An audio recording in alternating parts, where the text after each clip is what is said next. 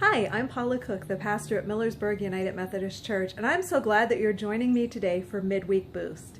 Today I want to read from Nehemiah, the 8th chapter. I will begin reading at verse 9 and 10. Nehemiah, the governor, along with Ezra the priest and scholar, and the Levites, who were teaching the people, said to all the people, "This day is holy to God, your God. Don't weep and carry on." They said this because all the people were weeping as they heard the words of the revelation. He continued, "Go home and prepare a feast, holiday food and drink, and share it with those who don't have anything. This day is holy to God. Don't feel bad. The joy of the Lord is your strength." I love that verse from Nehemiah.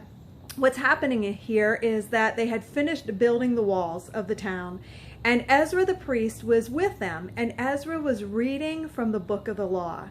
It had been a while since the people had heard God's word, and they began to weep because of their realization of who God was, how they had not been obedient to God, and what they needed to do. But as they gathered together and heard God's revelation, that weeping was one that caused them to step back and think. I love, though, that what we hear is that they're called to go home and prepare a feast and remember the joy of the Lord is their strength. You know, so many times we are caught up in the circumstances of our lives and things aren't going perhaps the way we would want them to. And what we need to remind ourselves is exactly what the people of God were told here, that the joy of the Lord is their strength. You see, joy doesn't come from the happenings around us. Joy comes from a knowledge of who God is and that deep understanding in the presence of our own lives that God is there. That we can look around at the creation and see that God has given all of it to us.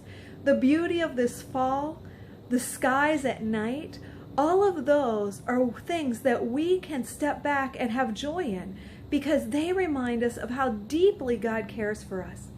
When we determine that we want to live in the joy of God's strength, there's transformation that takes place in our lives. We begin to look beyond our circumstances and look to who God is and what He can do in the midst of our lives. So today, whatever's going on in your life, remember this: when you are looking for strength, it is in the joy of knowing the Lord and His presence in the midst of your life. So, take a few moments and maybe even do what the people of God did.